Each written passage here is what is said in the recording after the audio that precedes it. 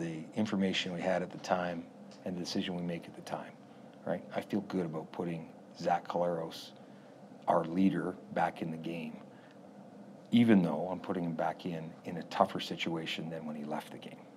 Why did you not feel comfortable leaning on your MOP for any of the stretches when you took out Zach and put Terry Wilson in at the end when you were only down 8 points and you had a quarterback whose finger was numb and stitched? At one point was yeah, I mean, you put Terry in and they load the box. They have 10 guys in the box, right? Like the play gets changed because of the structure of the defense. If I was the defensive coach, as soon as you put a backup quarterback in, we're loading the box because you're going to hand it to Brady, right? We have Kenny open in the end zone, and you just miss. And then we got Carrick open in the end zone, and it doesn't work out either.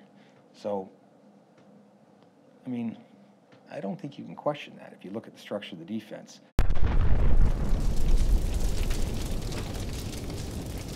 Morning, Coach. How you doing? I'm all right. How you doing? Good. If you could go back to Sunday, and we all know... And change it all? Yeah, that's the question, yeah. No. We all know hindsight's 20/20, but I'm just wondering, would you do anything differently on Sunday? Absolutely.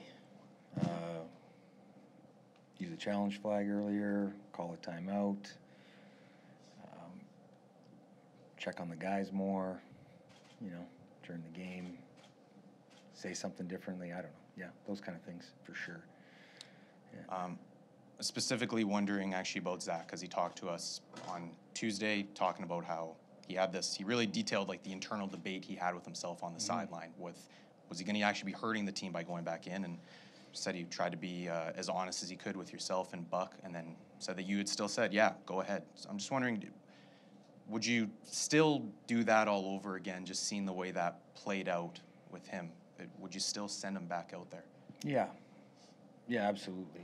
That's, when you ask me that, that's not even something I've really thought about. First of all, that internal debate is what makes Zach a great teammate and a great leader. It's, he's always trying to put the team first. Then the second part of that is watching him throw. Well, he's the best, right? And then watching him throw, I thought, hey, yep, this is something he's going to be able to work with. And then thirdly, he absolutely deserves every opportunity to lead this team. So,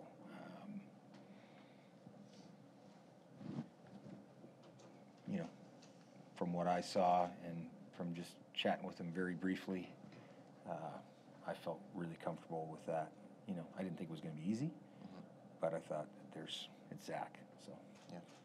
Did it surprise you though when it goes? I think it's 3 straight interceptions though. Like, I mean, is that kind of, I don't know, a shock to you on the sideline? Just like, okay, well maybe he is even worse than maybe I thought he was. Yeah, I thought one of them he got rid of the ball. I thought it was a good ball. Defensive player made a good play. One slipped right out of his hand. I don't know if it got tipped or not, but one slipped out of his hand, I thought.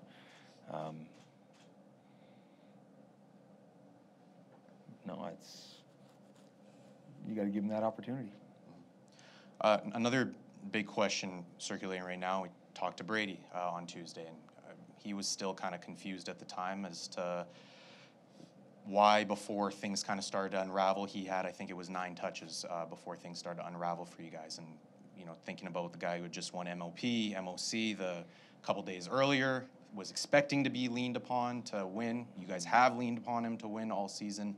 And then he's kind of used maybe questionably in a questionable amount. So I'm just wondering, would you give him the ball more? I'm saying, do you wish you had given him the ball more on Sunday? I think you're suggesting that it wasn't called enough, if that's what you're suggesting. But the runs, we called about 17 or 18 runs. One starts off with a procedure penalty in the first, and then 6 of those get pulled because there's X number of guys in the box, or the read says this is not a run play anymore. This is now a pass play. So you call that many runs, and then a pile of them get pulled because of the structure of the defense. So, I mean, that's okay with me at that point. You got to make a decision and live with it. We have plays that are designed to, I mean, everybody does, options on them, and you try to put the defense in the worst possible spot, depending on how they show up, right? Buck's been reported to be in a leading candidate, I'll call it, as for the BC Lions head coaching job, and I'm just wondering if you've given any thought to who might be next up, might be next in line for that job. Yeah, every year, because Buck gets talked about to be a head coach every year, so every year you think about it, right? This year's no different. Buck absolutely could be a head coach in this league. Okay, and I'm just wondering if, in the event that he wasn't to get that job, do you think that there would be any changes to be made at his position? Not at all. Not a chance.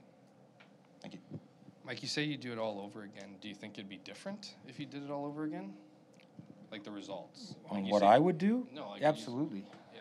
Well, you say you do it all over again. You give the ball back to Zach. You dial up the deep passes. Like, do you think? I didn't say I'd do all of it. I said I would use a challenge flag earlier. I'd call a timeout differently. I would do No, but specifically certain to things. Zach. Specifically to the Zach decision. Yeah. You said you'd do it all over again. I'm asking if you think if you did it all over again, you'd get different results than what you saw play out on the field. Yeah, you're asking me to speculate on something. That didn't happen that way. Okay. Do I wish it would happen differently? Yeah, everybody wants the outcome to be different, right? Putting Zach back in the game, I told you, I put him in a bad spot, but he's a leader of our team, and he's a fiery competitor, and you believe in him. Okay, so on that note, Ryan Dinwiddie said after the game that he felt that the moment that his team won was the moment he started watching Zach Collaros throw. You had players on the sideline clearly looking at Zach like, are you okay? You had Zach in the huddle telling his own players that he wouldn't be able to push the ball downfield, that they'd have to come back to him. Yeah, coming back to the football is something that we work on every single day in practice. So, that's nothing new. You tell the receivers that all the time. Okay, let me ask you differently then. You say you put him in a tough situation. Do you understand the injury he had, A, the severity, and B, the limitations that he had from the injury? Yep, I would say so. What was your understanding of the injury, the severity, and the limitations? Yep. Cut open, 4 stitches, numbed, tip of the finger, put on the glove to get some more grip. Saw him delivering the ball on the sideline. And then you see him deliver a couple balls out there, and some of them are pretty damn good, right? And the awareness of Zach to say to the receivers, hey, work a little harder for me, I think it's natural, and it's what should be said, right? I think they already know that, right? You say you wanted to give Zach every opportunity to lead this team. What exactly was the opportunity that you feel like you were giving him in that moment? Well, he didn't say he couldn't, right? So, like he said, that internal struggle, nobody wants to, on that stage, nobody wants to take themselves out. I think outcome-based, there's a chance that you're going to feel bad no matter what, right? If you pull yourself and you win, I think you feel pretty good, and you're like, okay, I made the right decision. If you pull yourself and we lose, you feel crappy. If you play and we lose, you feel crappy. If you play and we win, we feel good, right? So it's all looking back on it, it's all outcome-based, right? I think what's important is the information we had at the time and the decision we make at the time, right? I feel good about putting Zach Collaros, our leader, back in the game, even though I'm putting him back in a tougher situation than when he left the game.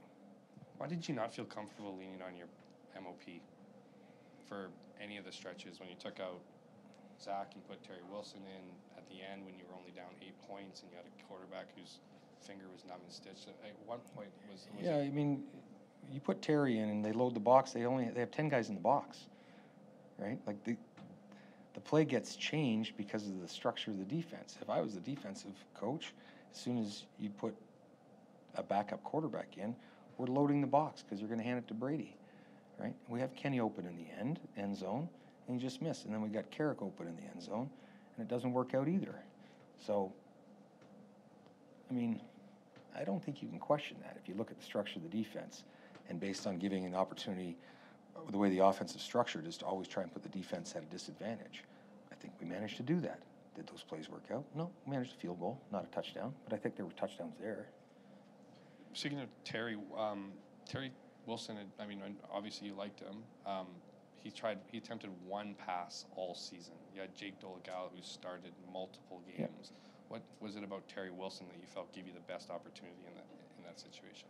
Well, I think he deserved it there. We brought Jake in for a reason, right? Because he could learn the playbook extremely fast compared to a rookie or bringing back somebody back from training camp. So we knew that being the pro that he was, he could learn the playbook very quickly. And he's a good insurance policy, but we also like what Terry was doing.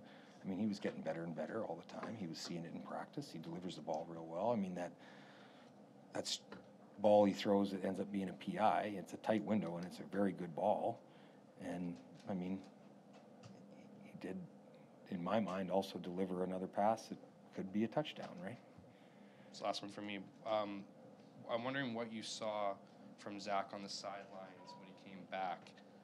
What you and Buck, I guess, saw, because I don't think we'll get a chance to speak to Buck, what you thought that, Zach was comfortable airing the ball out right away and not maybe doing intermediate passes. And I'm wondering what you thought the overall evaluation of Buck's performance as OC in that game was. The Zach question first. You just believe in the guy wholeheartedly. I mean, you look what he's done for us for the last X number of years, 5, 6, whatever it is, years, minus the COVID year. And all he's done is win for us and compete and lead. He deserves that opportunity, absolutely. Buck had the guys extremely well prepared. There's not anything that Toronto did that we hadn't seen. We handled it well. We limited the pressures compared to other games. I thought it was an excellent game plan. I thought the guys were really well prepared, and I'm never going to question the play calling. I think what's going on here is we're questioning. We're trying to find blame and fault when that's nowhere in our DNA of how we built this 8, 9, 10 years ago. And we're starting to try and find all these answers and question all these people that were 0-4 and 2-6 and then 10-1. And we didn't play our best game. All of us as a team. We didn't do our best in the Grey Cup. All right? But that doesn't, I don't think that should lead to all the questioning going on to a group that went 0-4, 2-6, 10-1 run to get to their 5th straight Grey Cup. All right? These are the same guys. This is the same group. All right? And I think you guys are, everybody, I mean, even the team, for a moment in its rawness of a loss, is searching for answers. We're the same group. We're the same group that got there, that went on a phenomenal run after a bad start, and a bad start for a lot of reasons that we overcame. I don't question any of it. I look for answers too. I watch the film over and over and over again and look to already make notes on how we're going to be better, how we're going to get back there again, right, for the first time. Osh, the illegal interference call that cost you guys the ball, is that a rule that maybe needs to be changed after a block punt? I would say, as I've looked at it and thought about it, I'd say no. Willie got that pick 2 plays later. It was a sensational pick. What it cost us was a bit of time. But you think of the other possible outcomes. If the opposition manages to pick up the ball and run for the first down, if they manage to pick up the ball and punt it. So there's a lot of different variables or outcomes that could come from them not being interfered with and pick up the ball, right? So, yeah, I think the easy answer for me is to say, yeah, change the rule. I don't think that's the right thing to do. So even though, and I'm not suggesting that had that gone differently, that was what ended up costing you the game. I just mean in general, like moving forward in the CFL. So if a team is 3rd and 19, they lose 19 yards on a block punt, they should still have a first down if they're interfered. They should have the opportunity to field the ball cleanly and make the next decision. That's what I said. They should have the opportunity. If they're not given that opportunity through an illegal act, through a penalty, well then that's the outcome of the penalty, right? My job is to coach it better. Okay, no, that's fair. It looked like when 𝘎𝙤𝙛𝙧𝙚𝙧𝙯 cut his touchdown pass from Nick 𝘎𝙤𝙧, you guys only had 11 players. Yep. How does that happen in a Grey Cup? The wrong guy gets hurt. The substitution is off. They're at the far end. I don't get the count over the head set as quickly as I probably need to. We can't count. You know, as I'm seeing a guy come off, that's the right time for that timeout that I should have used.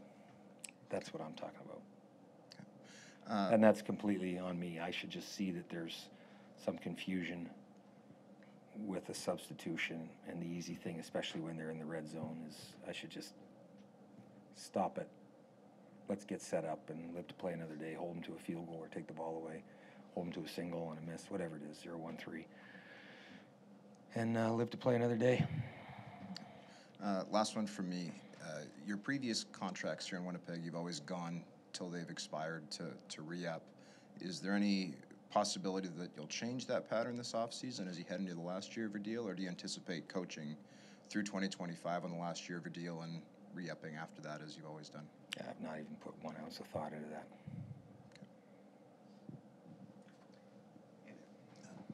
We talked about Zach's internal struggle, how he put that to us the other day. Did you have a bit of an internal struggle too, or was it an easy decision for you? I didn't. No. And you know your leaders. I'm not surprised. You know your leaders. You know, I've seen the greatness guys achieve if we let them. I've seen what happens over time, especially as football has gone the way it's gone, how we refuse to let players be great in big moments. I go back to Strevy and just given the opportunity to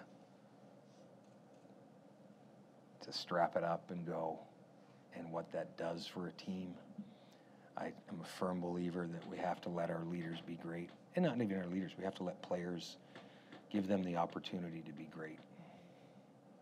When you talked about the lack of running plays called, you referred to some things earlier in the game, but let's focus on I didn't say a late. lack of running plays called. I didn't say a lack of When running you were plays. asked about the lack of Oh, running plays called, I thought you said when you said. No, Okay. you explained why, because the man Yeah. in the box and calls Yep. were changed. Yep. So let's focus more late third and early fourth. In the past, have you not had success running the ball when the other team knew you were going to run the ball down the field to seal a win? Yeah, we hadn't really had success against Toronto like that, No. Okay. right? So we had a very good game plan. I mean, we only had, by my counts, we only had 6 plays in the third quarter, right? So we need to stay on the field. We need to convert. We had some passes that they defended extremely well. Some of those passes the week before we caught, and no matter how hard the defense hit us, whatever, we end up hanging on. This time they got their hands on a ball, knocked it out, took the guy to the ground, got the ball out late, you know. I'm sure Zach said it too, is, you know, we need more plays. We need to stay on the field. We didn't convert well in second and long. That would have given us more plays, especially in that quarter. And then a lot of plays in the fourth quarter are generated at the end. And we had 20-something plays in the fourth, and that was hurry-up offense and down a bunch already. And Well, there's 6 in the third. I believe it was 6. How many were runs?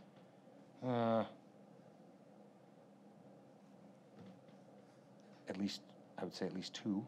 Yeah. Okay. Your own guys, though, like Stanley Bryant, very surprised and disappointed. He said that they weren't called upon to run. Yeah. I think once again in that emotional aftermath, I think it's This was 2 guys years are later. yeah. That's It still is, I think. yeah. When you lose a Grey Cup, it's not a day or hour or, you know, flushing it takes 6 months until you show up at training camp the next year. which is extremely difficult. Yeah. Obviously, 6 months, but I think you catch guys in a bad state, and until they watch the film or get all the answers, imagine it feels like that for them. And the other thing is communication. Stanley said no, he would never go and ask the coaches why. Brady thought he's earned the right to have an explanation as to why, but he hadn't done that yet. I'm just wondering how that works. The football culture, does it kind of dissuade even questioning a coach's call, or No, you would not think at you guys all. would talk that all out by Yeah, now. I think we have pretty damn good player participation Thought so. down here. Obviously, my door is always open, but I also think that once again, if guys will take the time to eventually, maybe not right away. Every guy's different. Some guys want to get this in the can right off the bat, right? Some guys wait till partway through the off season. Some guys never watch it. I also think it's difficult because of the moment. It's hard to really go back and figure out what went wrong. That's why we have post-game meetings and we show them the reasons why we win and the reasons why we lose on a weekly basis. Well, this is the one time we don't, right? We don't gather and watch this film together. And I imagine as guys go through it, they'll get more answers and they'll, but they can all ask whatever they want. It's, sometimes, everybody down here has to be prepared for the answers. Sure. Right. Coaches and players. Coaches and players. Yeah. Yeah. As I said, as a team, as an entire team, we didn't have our best game. We didn't lack effort. We didn't lack desire. We didn't have our best game as an entire team. 3 phases, coaches, everybody. Me especially. Have you already given a team permission to speak with Buck? Yes.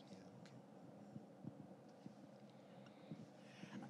Brady also said that he thought he'd earned the right, like Paul said, to get some answers, and he said he was going to talk to some coaches. So have you had your exit meeting with him and discussed that with him?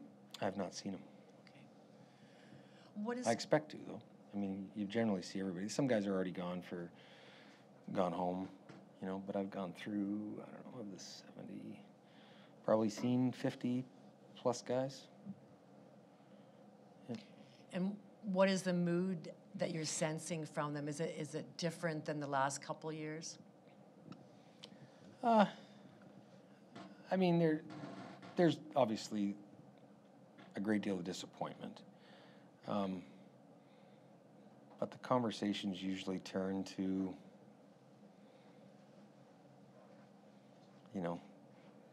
the locker room, the group of guys,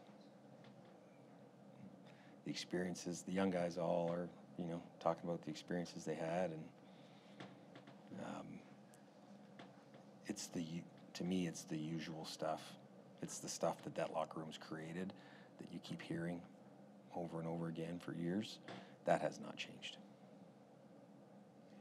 When you look at your free agent list, you signed 𝘎𝙤𝙤𝙧𝙯. How confident are you, and do you want to be able to bring back most of the core? Yeah, I think our history shows us that we always try to sign our guys back first, right? Not everybody will be back. Not everybody wants to be back. But there's going to be a large core of guys that want to be back in that locker room and want to compete and want to play hard for each other and want to win games. So, yeah, I imagine we're going to sign a lot of them back.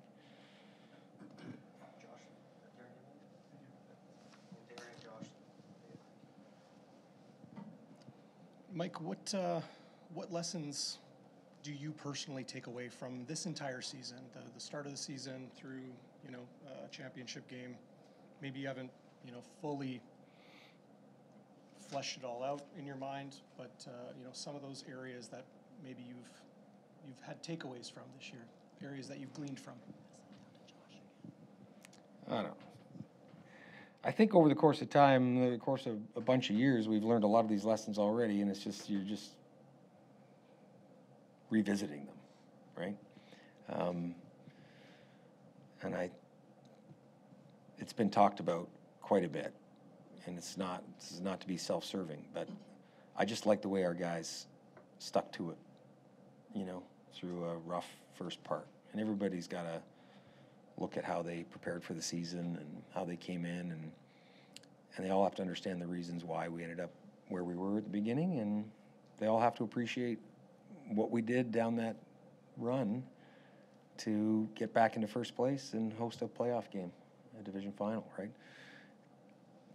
That's all good stuff, you know. But I don't think these are new lessons. Every single year as a staff, hopefully as players too, you take a look again at your past season and off season, and you validate what you did to come in, and you validate what you did during the season. And as coaches, we validate our plan. We watch every play from the season over again. We categorize them as efficient or inefficient, or we like what we're doing here or not. We make some changes. We work on the roster, you know. That's stuff that's been ongoing for a decade. I guess I was asking specific to this year. Are there any new lessons or new things that maybe you Yeah, personally gleaned? like I said, I just think that these are lessons we've probably gone through before, and it's a reminder of what we learned before. And obviously, besides the Grey Cup game this season, I think what we learned was pretty damn good for us, right? For the young guys. The vets have been through that stuff before. Maybe not starting 0-4, but we've been through losses. We've been through tough losses where we've made mistakes and where we need to be better. I don't know that there's a lot of new to that. How about from the Grey Cup game itself? With it being Yeah. in itself, it's one game. If you Yeah. can take something from that one game. I mean, that outcome is really not pleasing, and we just all have to choose to be better to avoid that again, right? And we'll figure it out. The guy, like I said, certain guys will look at it, and they'll look at what they need to do differently, and we'll evaluate that as a staff and see what we want to continue with and see what we don't want to continue with, you know? Coach, you had mentioned earlier that about how you guys have the same group. You guys have had that same group. And last week, and I'm going to be paraphrasing a little bit, but last week you had talked about how, for example, Nick Arbuckle, it doesn't change what you guys do. You guys stick to your process. You guys are going to continue to get ready to win the football game the way you know how to do it. Fans, though, can you help me explain to fans who are maybe wondering how you guys hit the wall at the very end for 3 years in a row? Does that process need to change, I'm wondering, going forward, or, Yeah, I or think how much does it need to change? It's hard to, I don't think the process needs to change. It's what's got us. We always refine, right? But our core values are our core values. That's not going to change. I mean, it'd change if you have a different head coach, right? They come in with a different set of values, how they think a team needs to work, right? That's how that would change. Sorry, your question again. Oh, the fans. So down here, we try not to compound it. I think post-game, guys compound it and say the third of 3. We choose not to when we calm down and really take a deeper dive into something like this. But, yep, lost by a point, lost by 4. This one doesn't look like that at all. This one looks different. But the prep week, the coaches' prep, the way the players were prepared, I don't know that you would change any of it. I thought it was all pretty damn good, right? The outcome isn't what we wanted, and it looks way different than the previous 2, but for different reasons, you know.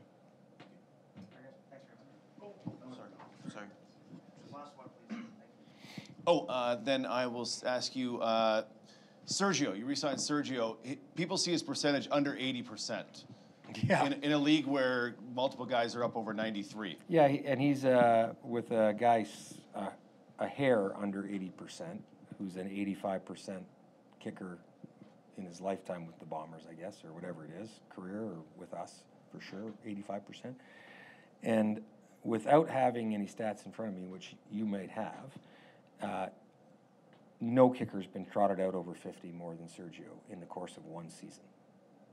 So we have,